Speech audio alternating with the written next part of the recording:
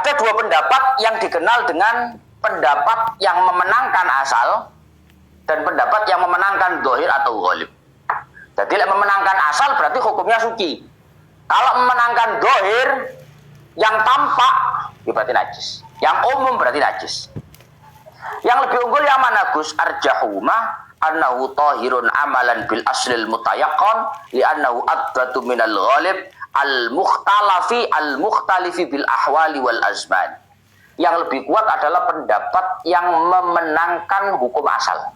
Karena hukum asal itu pasti diyakini dibandingkan dengan pendapat yang memenangkan zahir yang itu akan relatif berbeda sesuai kondisi, waktu dan tempat.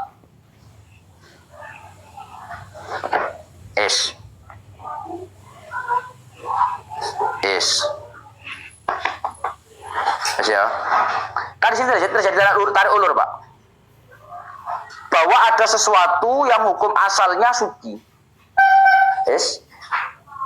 Sesuatu yang hukum awalnya suci. Kemudian tarik ulurnya adalah barang ini pada umumnya menjadi najis, terkena najis. Iki lek ndelok hukum asal suci. Tapi kalau melihat umumnya, zahirnya najis. Maka yang mana yang dimenangkan dua pendapat ini? Sebenarnya memang tetap ada dua pendapat. Dua pendapat itu tetap bisa dipakai, Pak. Tapi dua pendapat ini yang lebih unggul adalah pendapat yang lebih memenangkan hukum asal. Karena hukum asal itu diyakini, paham maksud saya ya? Apa Ruk? Pendapat dari dua pendapat ini yang lebih unggul adalah pendapat yang mengedepankan hukum asal. Kenapa? Karena hukum asal itu jelas diyakini. Ya apa wae modele barang iki hukum asalnya suci. Oh yakin, kabeh wong yakin. Cuma setelah itu terjadi kemungkinan biasanya kena najis. Tapi iki gak barang pas biasa. Jadi kata-kata biasaan itu al-mukhtalif bil ahwali wal azman. Akan relatif berbeda tergantung situasi, kondisi dan tempat. Iso iya, iso enggak. Maka pendapat yang lebih kuat, lebih unggul dari dua pendapat tadi adalah pendapat yang memenangkan hukum asal daripada hukum zahir atau hukum ghalib. Paham ya? Paham ya? Tapi ya tetap kena digawe karo. Kok cara kowe nggak pendapat sing memenangkan zahir atau ghalib ya nggak apa-apa. Tapi dari dua pendapat itu yang lebih unggul yang pertama, yaitu yang memenangkan hukum asal. Karena hukum asal itu adalah al-aslul mutayaqqan, sesuatu yang jelas diyakini. Adab lebih lebih pasti daripada sekedar kata-kata biasa nih, umumnya. Biasa nih kadang juga biasa. Makanya cara ngomong kan, ya normale wong gak normal barang. Nah kan ngono ya. Wadzalika, contohnya barang ini. Wadzalika kasiyabi khammarin wa haidin wa sibyanin. Contohnya apa sih Gus? Ket mau ngrambyang ini tok ngbayangno tok ini. Yo. Bisa yo. Mek kok dadak kali yo. Ngrambyang ini ngene. Akhirnya aku bayangno apa mau? Durung kepikiran? Contohnya kasiyabi khammarin, seperti pakaiannya tukang khamar. Misalnya ada barista ini memang kerjanya bendino ya ngepekno khamar, bergelut dengan yang namanya khamar. Sudah, itu tok pokoknya. Saya kita takoni, kelambine pakaiannya barista itu yang kesehariannya kerjanya itu memang khomer dan khomer, yang notabene-nya khomer itu perkara yang memabukkan dan itu najis. Sekarang pertanyaannya, bajunya barista yang setiap harinya ngurusi khomer ini najis atau suci? Ruk, suci apa najis? Siapa kok suci? Karena biasanya hukuman sama suci. Hati biasanya kelambine barista ki lek delok asale ya suci. Ngono lho. Kok gak nyoto-nyoto disok ngene ya suci. Kan ngono ta, Pak? Kan begitu. Selama gak nyata-nyata kena khomer ya suci secara zahir. Secara hukum asal. Tapi kalau secara zahir, kapak-kapak nih sing jenenge wong dulinan banyu kena banyu. Wong dulinan geni ya mesti kena geni, minimal kena sangite geni. Itu tatanan zahir. Tatanan zahirnya begitu. Tatanan biasanya begitu. Berarti lek delok ngono, gak iso mosok barista Homer gak kenean sak tetes rong tetes kecipratan. Maka berarti bajunya dihukumi mantu. Oh, mantu apa, Mbak? Mantu malah. Dihukumi apa? Najis. Karena melihat zalim. Melihat yang zahir. Yo zahire ngenekno Homer terus yo, enggak dididik kenean, ngono lho. Cipratan secara zahir, maka itu najis. Dua pendapat ini bisa dipakai dua-duanya. Tapi secara pendapat pertama lebih kuat. Kok gak cetok welo-welo teles kena Homer yo gak lapo-lapo. Yakin suci, bener.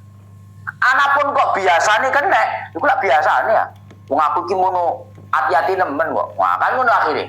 Karena kata-kata biasanya itu belum tentu sama di setiap kondisi.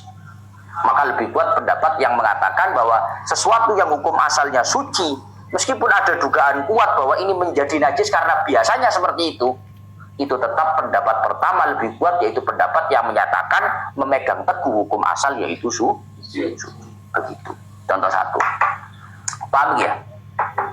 Paham ya? Wahaidin, atau bajunya orang haid, bajunya wanita haid, bajunya wanita haid, wasibyanin. Wanita haid itu, kamu kasih tahu Pak, wanita haid itu meskipun mau pakai pengaman bagaimanapun, pembalut bagaimanapun, rata-rata secara zahir, secara umumnya biasanya itu ono nerembes sih, paham bro? Apa sih paham? Kok cepet lah bang ini? Apa nih yang rembes? Oh, darahnya. Secara zahir, secara umumnya biasanya itu darahnya ada yang rembes. Kudohiri. Tapi secara hukum asal orang haid itu bajunya ya selama tidak nyata.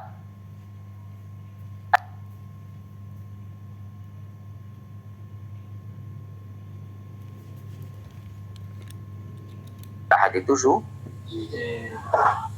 ya pokok gak cetok welo-welo ketok ora ya suci. Karena aslu at-thahar, mengikuti memegang teguh hukum asalnya yaitu suci. Intinya begitulah. Wasibyanin, atau anak kecil. Kata kamu, kelamin anak kecil itu suci dan najis. Loh, anak kecil itu umumnya ngompol. Umumnya lho ya ngompol. Kadang yo mas yo dipempres yo nelek yo jelebret barang. Lho, soalnya telek hari ini gak telekmu, Mbak. Telekmu ngongkol gak jelebret. Arek cilik ku telek teko asi lho, dikandani ora percaya kowe iki. Bedane kuwi, lek kowe tahu tempe dadi telek ngongkol. Gak ngarep tutut kok pempres gak ngarah. Cara kowe pempresan. Lah arek cilik ku jelebret, jelas. Karena asupannya itu barang-barang yang sifatnya cair, asi, mentok, apa jenenge gedang iku ae dilembutno dhisik. Kak wungkul kaya kowe mangan gedang ngono. Sece. Beda. Maka anak kecil pun pakaiannya itu terjadi dua perbedaan pendapat tadi itu. Karena sama, anak kecil itu kalau secara tatanan lahiriah bajunya suci. Tapi kalau secara umumnya biasanya bajunya anak kecil itu terkena najis. Dugaan kuatnya terkena najis. Suci apa najis, Gus? Ya terjadi dua perbedaan pendapat tadi. Sudah. Maka kamu harus pegang teguh dua pendapat tadi. Paham? Itu paham berapa? Wa awani mutadayyini bin najasa. Contoh lagi adalah wadah-wadah milik orang-orang yang secara agama, secara keyakinan itu bergelut dengan najis. Kalau zaman dulu, Pak, zaman dulu itu orang Majusi. Orang Majusi itu, kafir Majusi. Kamu tahu kafir Majusi, Pak? Kafir Majusi itu orang-orang yang menyembah api. Orang Majusi itu biasanya suka yagtasiluna bi abwabil baqar taqarruban. Suka mandi pakai kencingnya asapi. Ibadahnya ngono banyak nih. Tuh kok ngene kamu. Kadang kok kita pasti ngomong kok. Kafir Majusi itu ada sebagian kelompoknya yang itu yagtasiluna, membasuh, mandi pakai kencingnya anjing, kencingnya sapi sebagai bentuk takarrub, sebagai bentuk ibadahnya. Lah orang-orang yang seperti ini, oleh kora-kora kayak ini sapi berarti ya. Iki wadahe apa nasibnya? Paham saya. Kalau aku nyelip piring wong iku oleh agak, Gus. Ayo gila. Paham maksudnya? Maka di sini juga terjadi perbedaan pendapat tadi. Kalau secara tatanan hukum asal, sing jenenge piring ku suci. Kok gak nyata-nyata mendelok disoki oyone sapi lho ya. Tapi kalau kamu melihat al-dhahir al-ghalib, zahirnya, biasanya, umumnya lo arek iku cara keyakinan majusi golongan orang-orang baik oyo sapi. Nah, berarti kan najis. Paham ya? Apa kalau zaman sekarang itu gak usah bahas ini. Itu gak ono saiki. Sekarang yang lumrah, Pak. Mohon maaf. Kita takon ya. Kue tuku panganan. Tuku panganan nang warung. Sing jelas-jelas. Warung itu menjual segala bentuk macam menu makanan. Ya? Ah, boleh gambar. Kita nanti kita omong iki. Ada sapi, ada kambing, ayam, bebek, pig juga ada.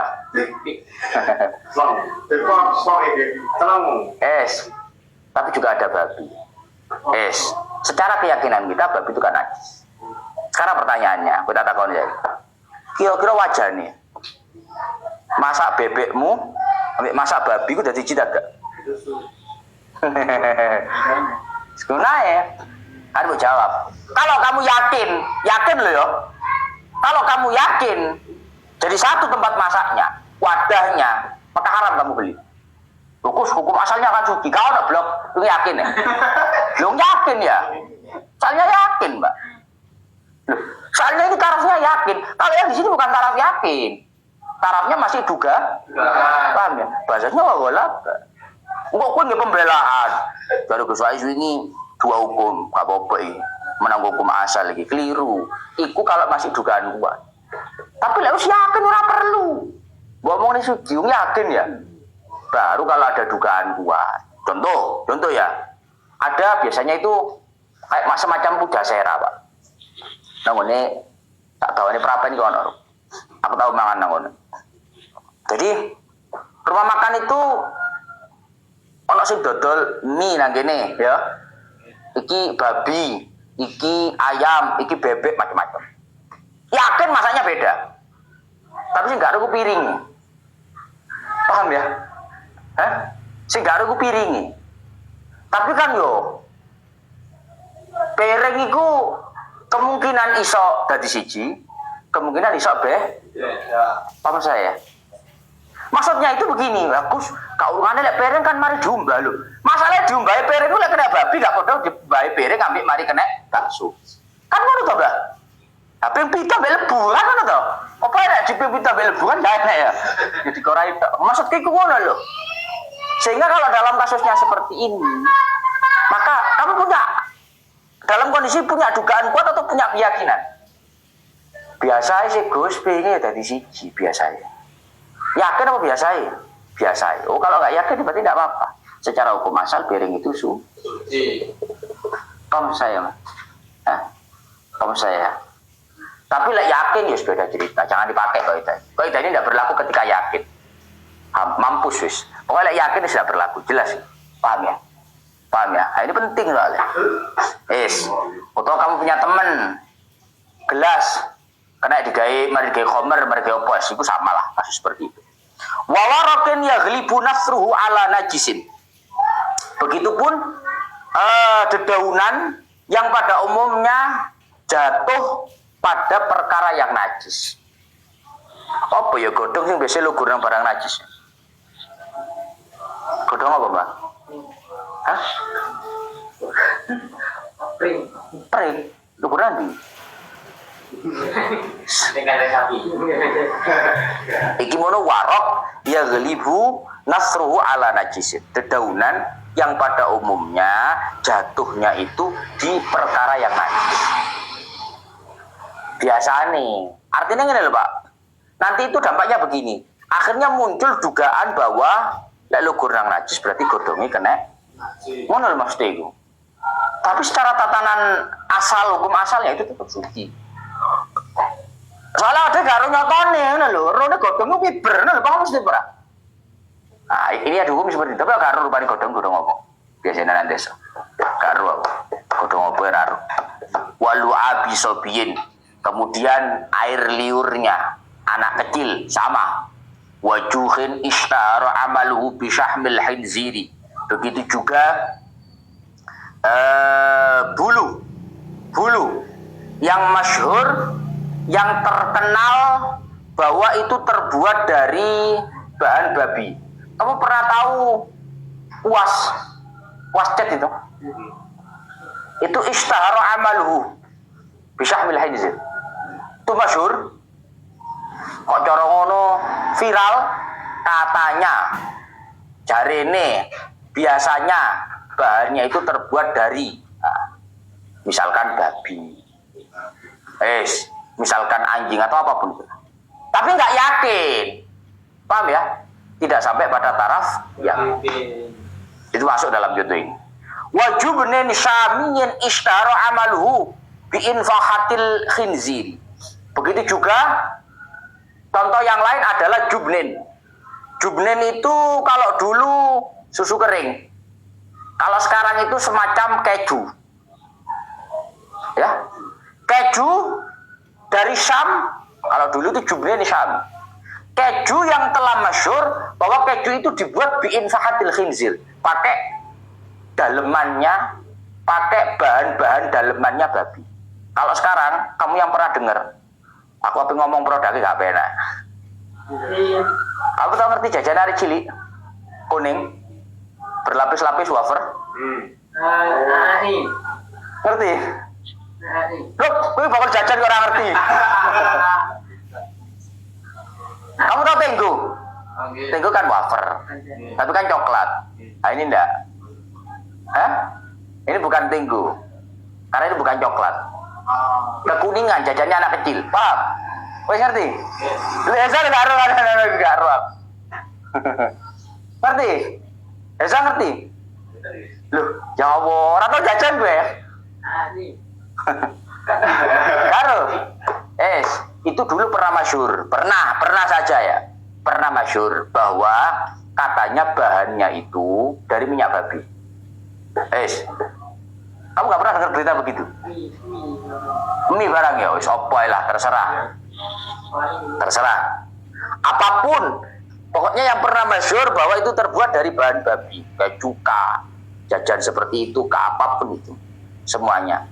Selama tidak yakin betul, itu hanya sifatnya itu al-ghalib al-dhahir, kabar burung, maka kita bisa mengamalkan hukum asal. Paham ya? Dengan bukti waqad ja'ahu sallallahu alaihi wasallam jubnatun min indihim fa'akala minha wa lam yas'al an dzalik. Kanjeng Nabi dulu pernah disuguhi. Waqad ja'ahu, Nabi pernah didatangi mesti disuguhi. Pernah disuguhi jubnah, susu kering dari Syam, ya yang diomongkan tadi itu, yang katanya terbuat dari bahannya itu babi.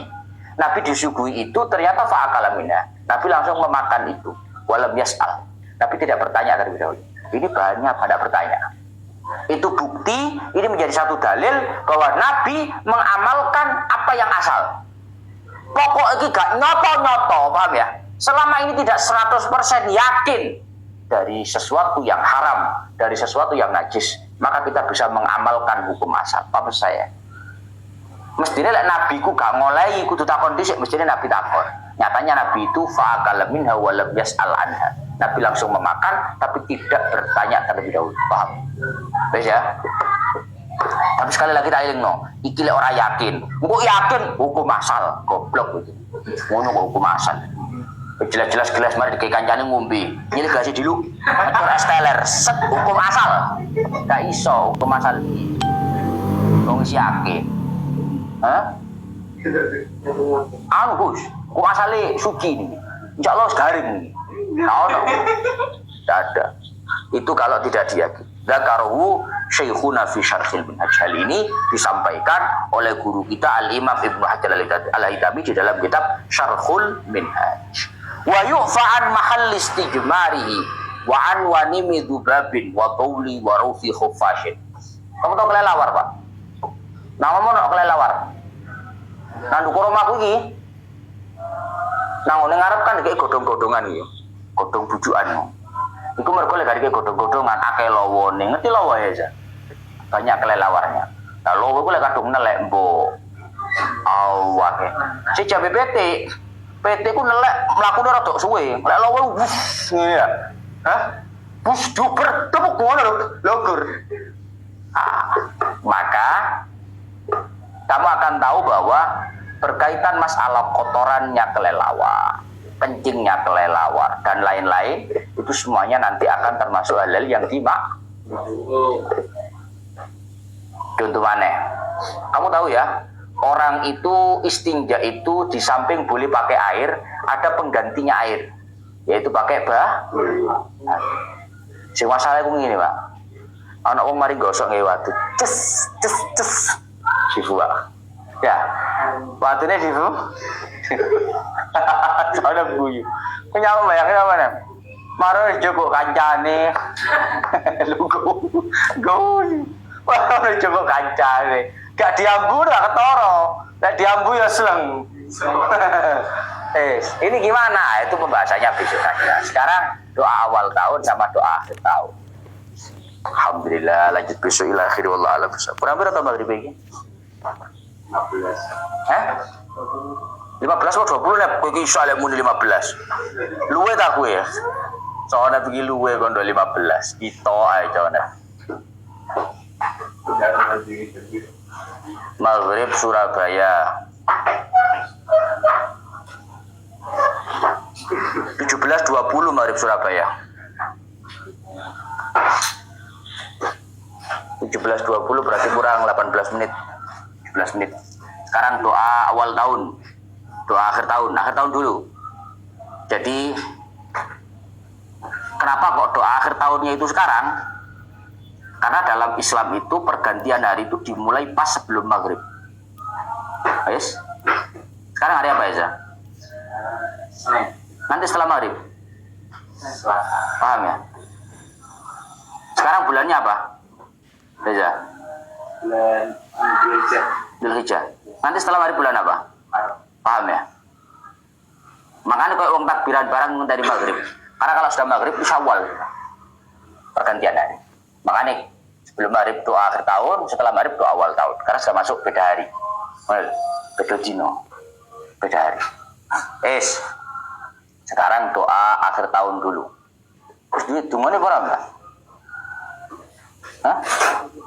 Kok kowe duwe ora, Ruk? Endi? Saya nang story ku lho. Ndang. Apa?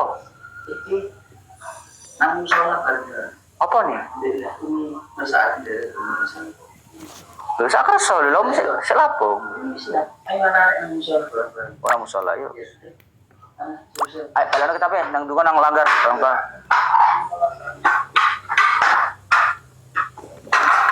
Alhamdulillah.